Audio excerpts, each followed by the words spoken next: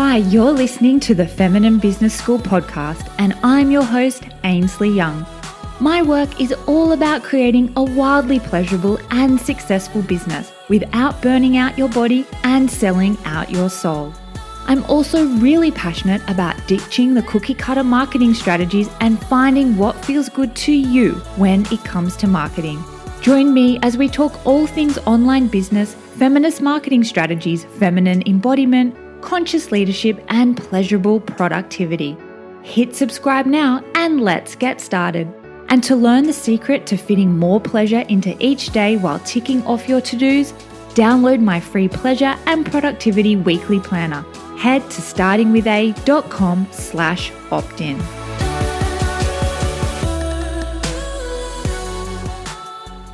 Welcome to the Feminine Business School podcast. I'm very excited because this is our first guest for season 3, and we have an incredible guest. We have Charlotte Pointeaux, who is an internationally award-winning certified cycle and feminine embodiment coach, menstrual educator, host of the Wild Flow podcast, and founder and facilitator of First Moon Circles. Charlotte guides women, girls, and cyclic beings to understand and honor their menstrual cycle and nature's seasons around us so they can live and work cyclically in sync with their menstrual cycle instead of fearing and fighting against it, which I just love. She shares tips on cyclic living, cycle self-care, and rite of passage healing, and is on a mission to minimize menstrual shame and create period and cycle positive cultures in families, schools, workplaces, and communities. As founder and program director of the First Moon Circles facilitator training, Charlotte leads a globally recognized program and community of over 60 menstrual educators who do period education differently. Weaving together science, the sacred, and sisterhood, First Moon Circles educate, prepare, celebrate, and honor children aged 9 to 12 to feel confident about puberty and beginning their menstrual cycles. Charlotte was named International Coach of the Year 2021-2022 and is a 2-time finalist in the Beautiful You Coaching Awards for her First Moon Circles work. What an incredible bio, what an incredible body of work. So welcome to the podcast, Charlotte. Oh, thank you so much, James. That was really cool to hear back. Wow. Well, I was saying to Charlotte before we started the podcast, when I started reading her bio and she sent it through, I really did get tingles. I was like, holy cow, like this is incredible. So I'm so glad that it felt good having that reflected back to you. So let's get stuck into your body of work. Your body of work is incredible, and I know it has been evolving and going deeper and wider over the last few years. But I'd love to hear like how you kind of got into coaching and menstrual cycle awareness work. And if you can share more about what actually is menstrual cycle awareness, that'd be a really great place to start. Yeah, thank you for a great question. How did I get into coaching? About 4 years ago or so, I was having my second child and we left Sydney. We moved about 2 hours south and I'd got a job that hadn't been lighting me up, and I had this really clear knowing that I was really excited for my maternity leave because it meant I wouldn't be going back to work for a while, which just told me everything I needed to know. Really, I needed to find something that lit me up and felt like a calling, and something that also suited me as a mum, to have freedom and flexibility. And I'd done some training to be a youth mentor on the Shine From Within program originally, and had started holding women's circles as well, and really felt this deep calling to give something that I think I had been missing, both as a young person and then as a new mum. Just that feeling of disconnection to myself and who I was, and to community and support, and that feeling of just doing life the hard way by myself. And when I actually became pregnant with my third child, so fast forward a little while, because they're quite close in age together, I think that was when I really decided that I was going to do coaching. I'd sort of been resisting working with women. I wasn't sure why. It was this feeling of, is that for me?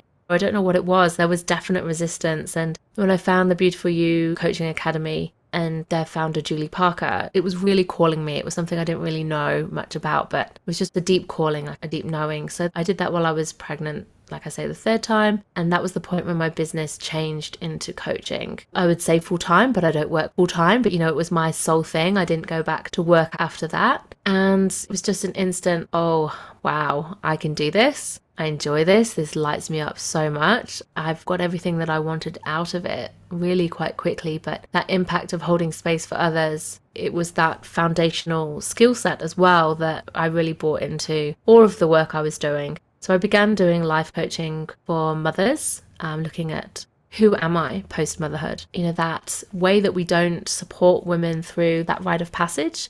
At the time, I didn't really have that language, but now I really do. One of the things that I really work on with women and with children, it's about support through rites of passage. And there was a very clear sense that I hadn't had the support through each of my births, each of those rebirths as well, as a human, as a woman, as a mother, that I felt very different after each one. And each one kind of deepened me into really who I am and what my purpose is and what my values are and how I want to live and work and feel in my everyday life. So that was the start of it.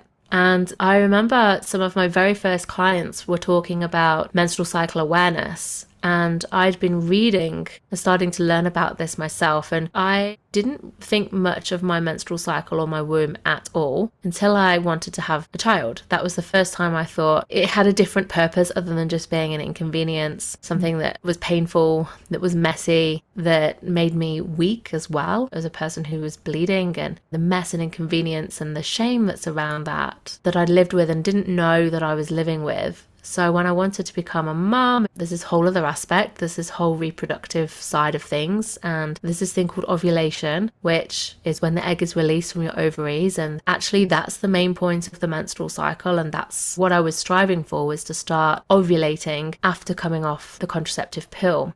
That sort of opened my eyes a little bit, but it wasn't until I started reading books and people around me started talking about menstrual cycle awareness, and I had a couple of clients who were bringing it to me as well, and I was like, what is this? Like, I need to know more, and I have a biology degree, right? So I know what the menstrual cycle is from a physical, biological, hormonal function. But this whole other aspect that menstrual cycle awareness is the fact that we have this inbuilt cycle within us, and each phase of the menstrual cycle, because there are 4 and they're driven by hormones, and that's what we learn about, the hormonal profile, and this is what you need to know if you're going to know anything.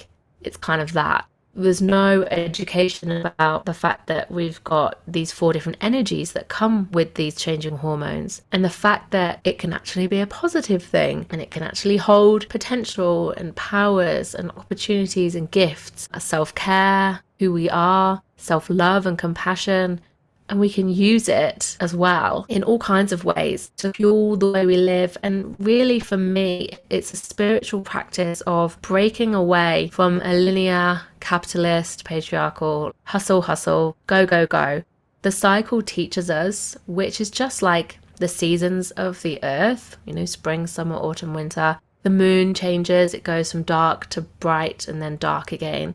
The menstrual cycle teaches us in our bodies, it's an embodied experience, of the value in not just the yang energy of doing and producing, creating, planning, action.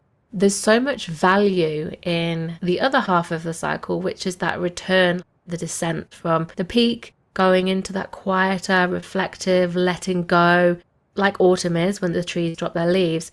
And then even that stillness and that darkness and that rest, like a hibernation of the menstrual phase of the cycle.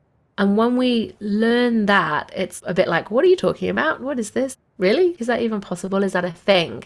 But when we start to connect with how we feel, how our energy changes, and learn about the possibilities of each part of our cycle, it suddenly opens up this whole world where it's like, well, actually, I do feel differently at different times, and that's okay. That's where the self-love and self-compassion and self-awareness comes in.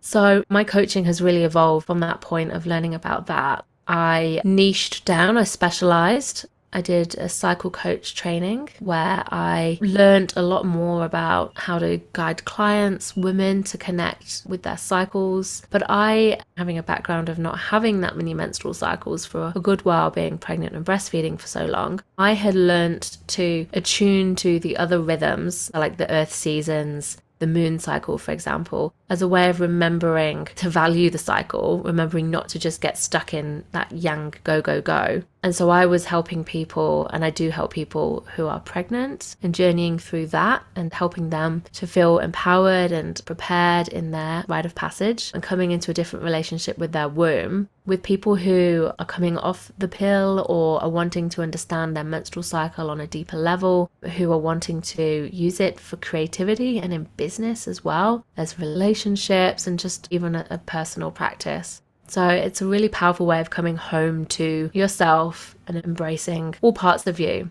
And more recently, I've been doing the feminine embodiment coaching, which I just love and has given me some really beautiful tools to drop into that process of loving and accepting ourselves and deconditioning from all the ways that we are taught to reject our body, our cycle, and to live and work in that hustle capitalist culture.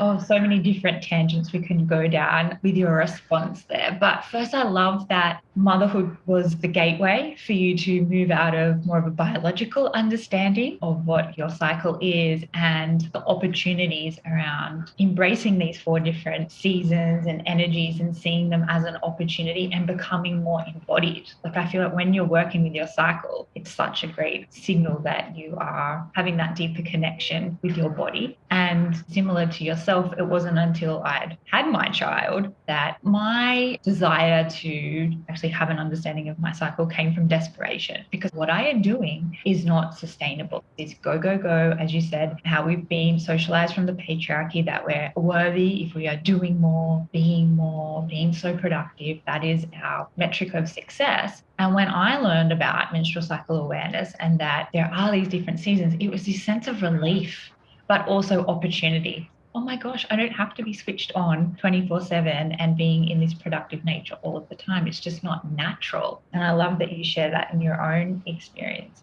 And I think this is a really good opportunity actually to move into a question around, well, I've had so many clients, and I was one of them too, saying like, why didn't we learn about this sooner? Why didn't we know about this? So I'd love to hear from your perspective, like, what are the barriers to not only women, but men or all humans about knowing about menstrual cycle awareness and the power of it?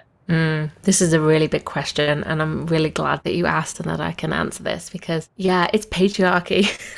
A simple explanation. So what it is thousands of years ago, and in traditional cultures still, we used to live and be in relationship with the earth and with the menstrual cycle of women as a kind of fertility omen almost. So the earth would have been farmed and tended to seasonally for survival because they knew what the earth's rhythms were. They knew when to plant and when to harvest and when to store and how to pick the best seed to go through winter and how to start again. And there was real reverence for each of the points around the wheel of the year. There's these 8 celebrations which really marked the turning of the seasons, the changing of the year, and each milestone had its own theme, had its own time to do a certain thing to sustain the community. And women who menstruated were greatly revered as the personification of the goddess of the earth, of this life-giving force. And there was a lot of respect, a lot of care, a lot of attention given to what women would intuit in their menstrual phase when in their bleeding time. It's like their moon time. It was generally synced under the full moon, which speaks to our brains and directs our hormones. So we don't have that much today in industrialized world where there's a lot of light and it's 24/7. It's disrupted that natural rhythm. So there was a lot of power in that. And we really lost that, first of all, when people came from across the land on horseback, warriors. And they were the first people to really seek to take over, to invade, to conquer, to claim land. And before it had been quite peaceful, earth-loving people.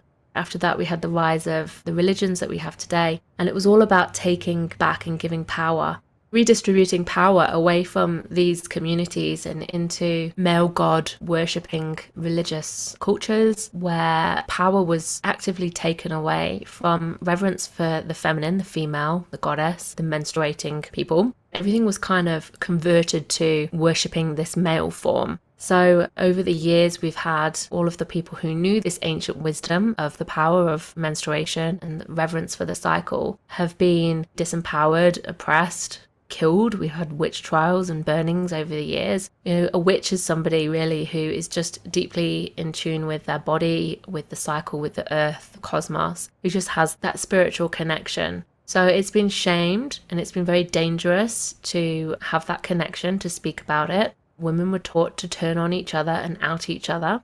And over thousands of years, we have collectively forgotten this knowledge. It's become something that's been very shamed and become very much taboo culturally around the world, depending on where people live. And if anyone does follow a religious faith, it's taboo. If you're bleeding, you can't touch food, you can't enter temple, you can't join in with certain things. And even in the West, it's like we don't tell, do we? We don't speak. We have to keep it quiet. We certainly can't tell the men or the boys in our life.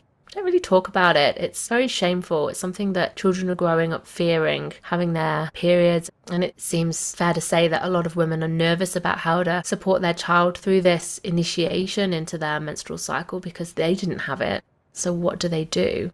So collectively, we're just in this place of being really disconnected and disembodied in general.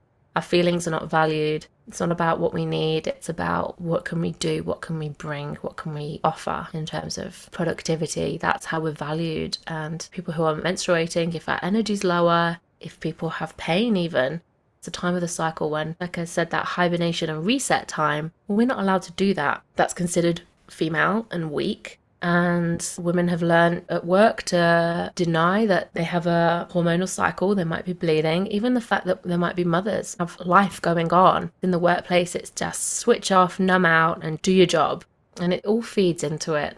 Schools don't really have a policy of supporting children to go to the toilet when they need to. It's like asking permission and why. Why do you need to go? There's just no reverence for it anymore at all. It's really sad. It really makes me quite angry. Which is why I do what I do. I think I have a lived experience of that. Nearly all of us do. But I think once you really start to connect in with your cycle now, there's a grief and there's a bit of anger about like, well, why did I not learn this before? And it's because our culture, the world, the time that we're in now just has no value, no appreciation for it whatsoever. But we are remembering, we are coming back. And it is a remembering. It is something that once you learn about it, you're like, yes.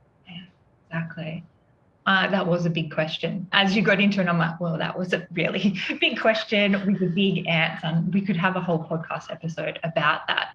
But I think, like, as you were saying, that is why you do the work. And I was thinking, thank goodness that is why you are doing this work, because I think everybody's actions, even if they're small, creates collective change. So for me, just like everybody, there was a lot of shame around periods, speaking about it. And now I just don't care. I will say to my husband, no, we can't do that social activity because I'm going to have my period. Like that just won't feel good.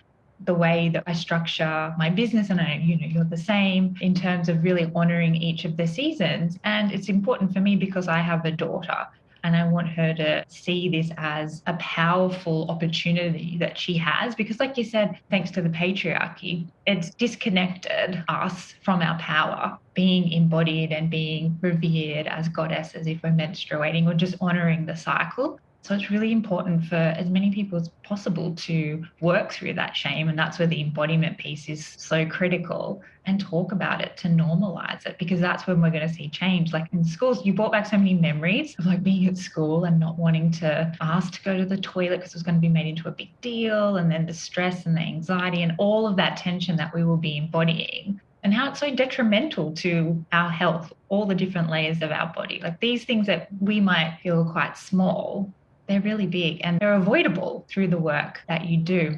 So we've got this theme now of power. Working with your cycle is so powerful. So I'd love to hear, what are the benefits of being in tune with your menstrual cycle and weaving it into your life and your business? I'd love to hear your thoughts on this. Yeah. This is a practice that I'm still refining. I think it's just an ongoing practice. It sort of evolves. And I think that's the beauty of it. First of all, it feels like an embodied mindfulness practice. It brings me to the moment.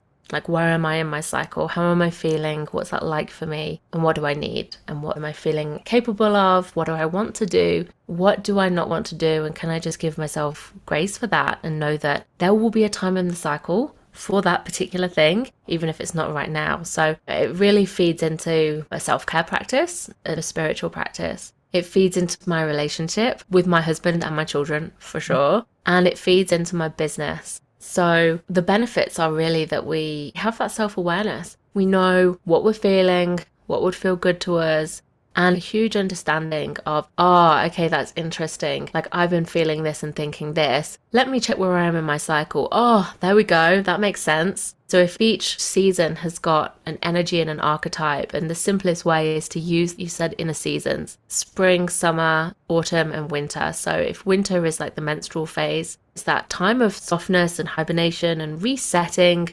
recalibrating, visioning as well, like a beautiful time for sowing the first seeds. I love that gardening metaphor as well. If you think about seeds and plants and how that's the time when we've cleared the beds of everything that's old and got rid of everything that's had its time, and it's the start of a new cycle. And I love to do this in my work. Instead of setting myself the world's biggest to-do list, I go, well, what do I want to take through this cycle? Which 1-2 projects are my priorities? What's got its time now? And that is where I will pour my energy into. And it might be completed in that one cycle, it might not, it might be a longer term thing.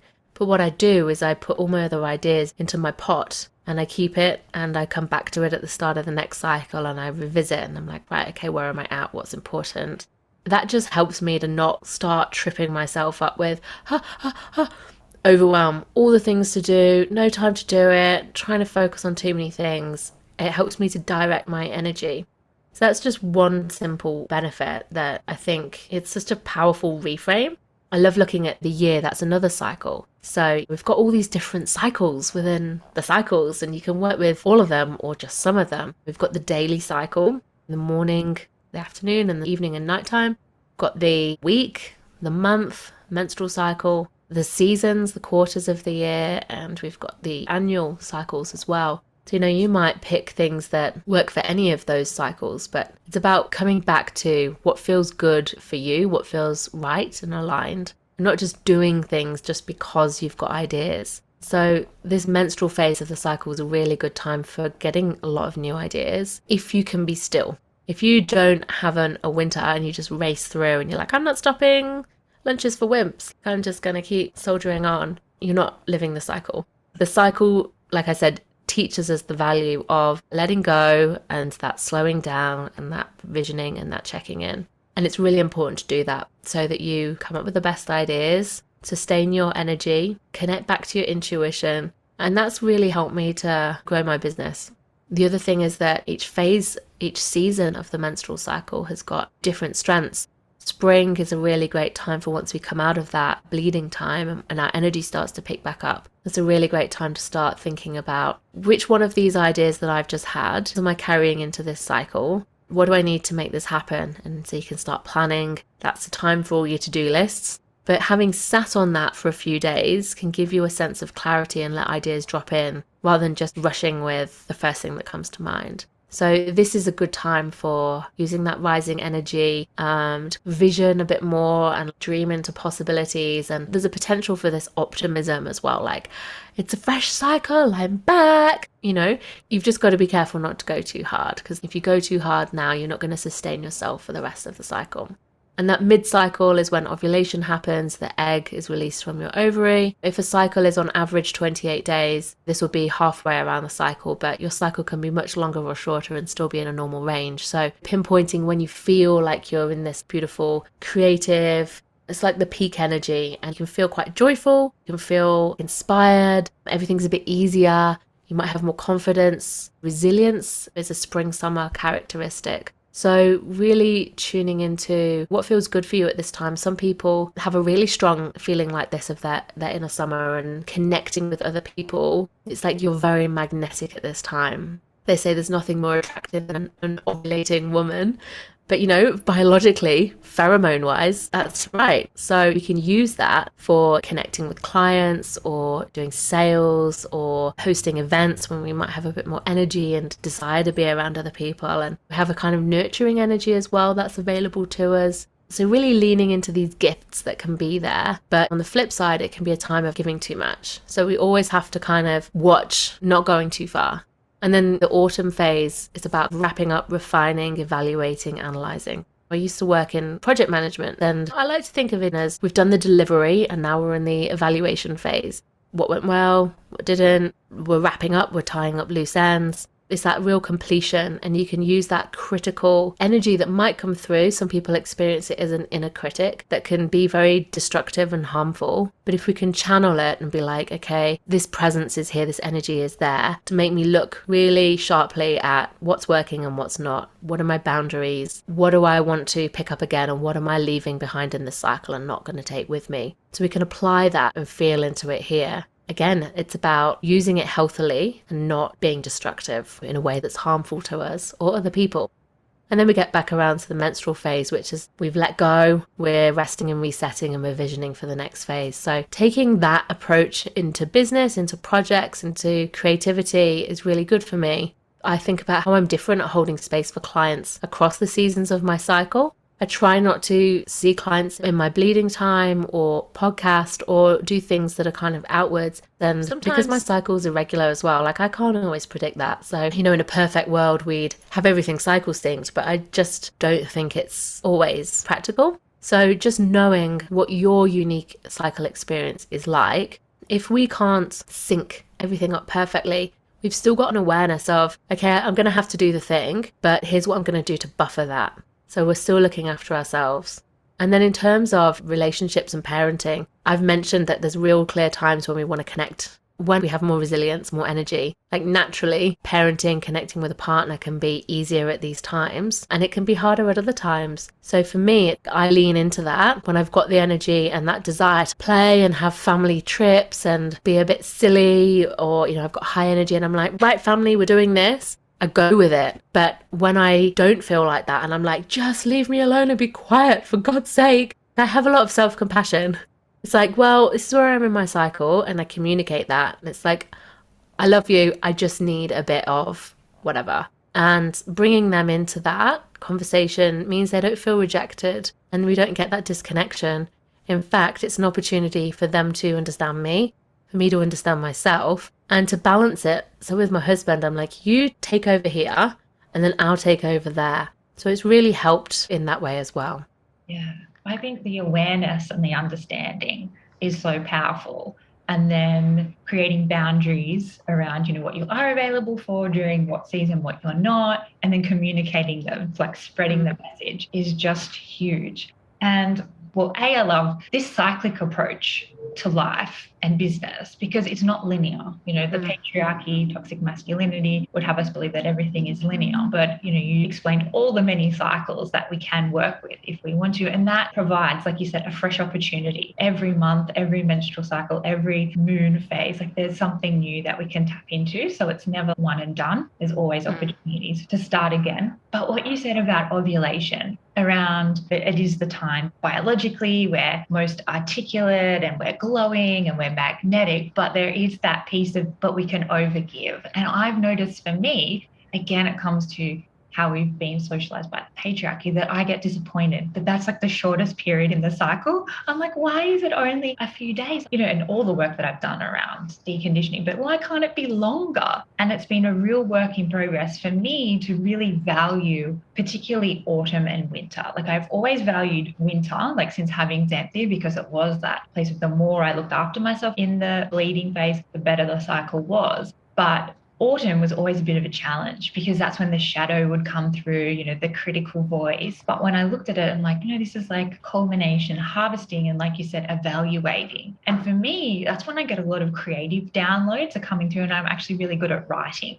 So I create a lot of my content then. But I love that you point out the uniqueness of everybody's cycle and, work with your cycle, but how there are shadow elements to it that we've got to be aware of. And the awareness is key because that helps us understand ourselves more rather than being critical of what's expected of us. Mm-hmm.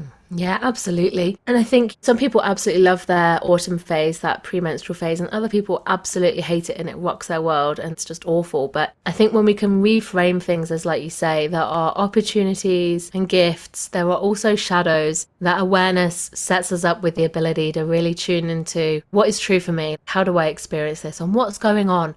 Once we know, we can go like, aha, what's going on? What's this really about? And we can drop into that. And I find that premenstrual shadows are, like you said, not setting yourself up very well during your bleed. That is the start of the cycle. how well you plant those seeds, what part of the garden, how much light and water and nourishment and what the temperature is and all of those things helps the seed grow, right? And it's the same with our bodies.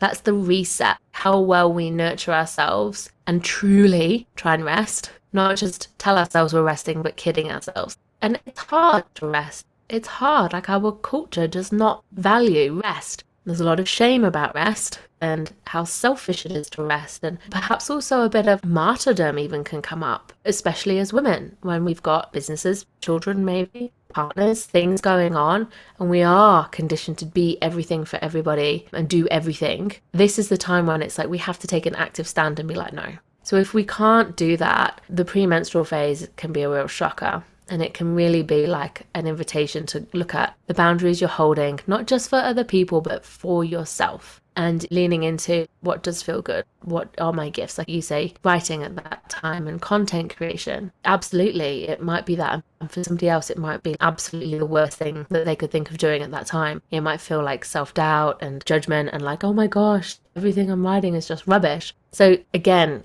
connecting with what's true for you. But knowing, that old adage that we get taught, especially when we have children, this too shall pass. It's the same with the cycles, right? Every cycle is a fresh start. And if we can see it that way, it's just an invitation to be curious. What worked well, what didn't, doesn't mean I've failed, doesn't mean I'm not good enough, doesn't mean anything. It's just information that we can go like, okay, so how do I want to do it differently next cycle? Yeah, exactly. It's that opportunity to try again. Yeah, I think this also leads into my question around pleasure. And as you know, my business is like I center pleasure in everything that I do. And I'm curious, how do you bring pleasure into your life and into your business? And how do you go about embodying it?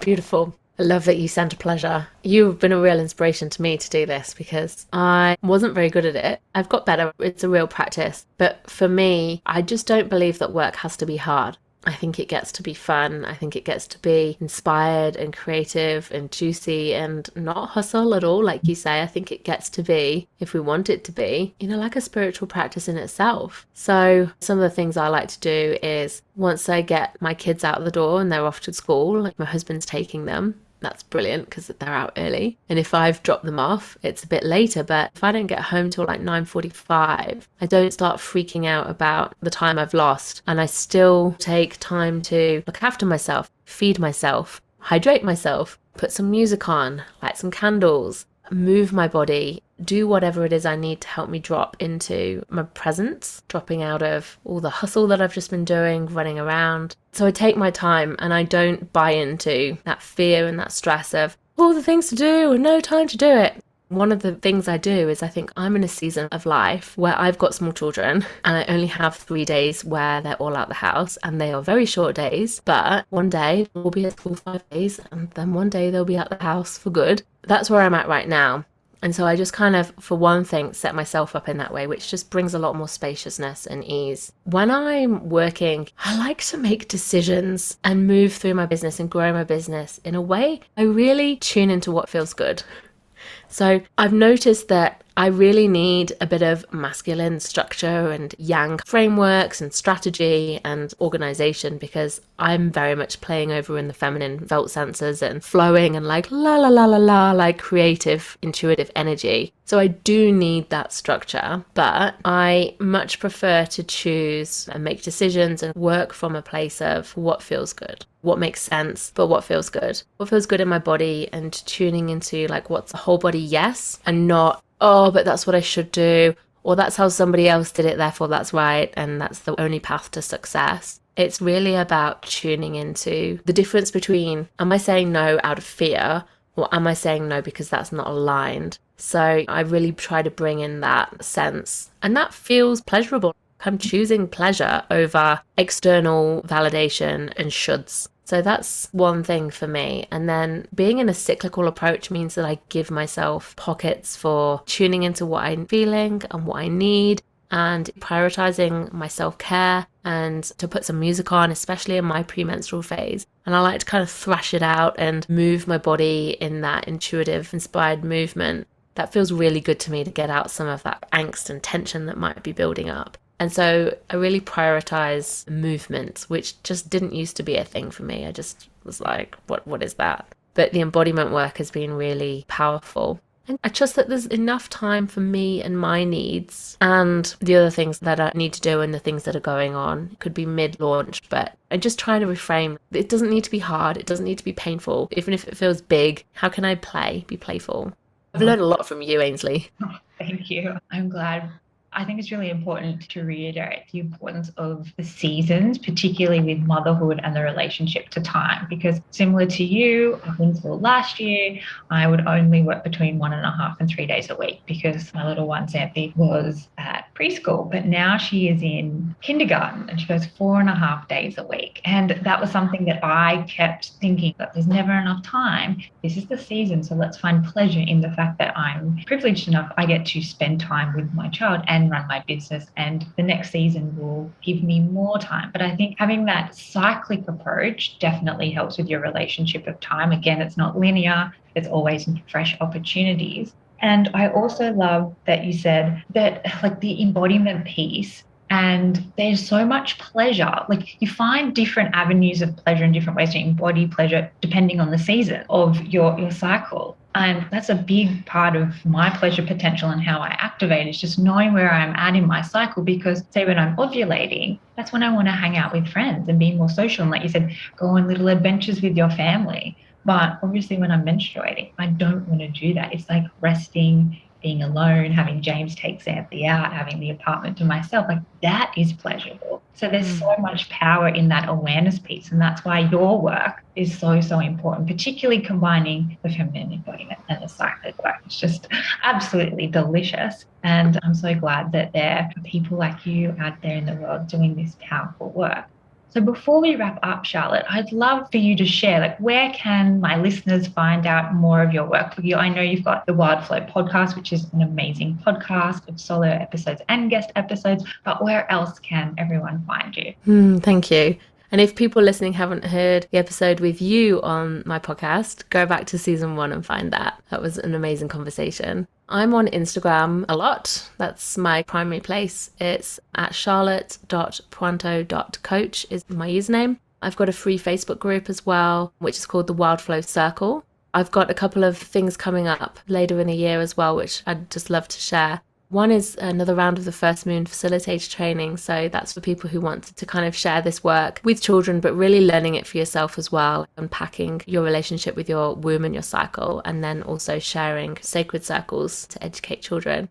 And another one is a group program that I'll be sharing called Cycle Sorcery. That's really an exploration into this cycle approach and the embodiment and how they fuse together, like what we've been talking about, finding your own kind of magic in that, finding what's true for you, understanding your cycle, how you experience that, stepping into your power through this understanding of what your gifts and your strengths are and helping you to really embody that in life and work and relationships. So live, love and lead with your cycle, this approach. So that's going to be kicking off mid-year. So just got a wait list for that as well. So if anyone fancies joining that, that'd be amazing. But come and join the wait list. Amazing. Cycle Sorcery. What an amazing name for a container. Oh, I love that. I love that.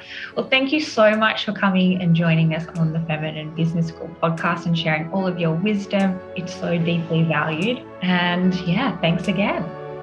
Thanks so much for having me. I've just loved this conversation and love everything that you're doing.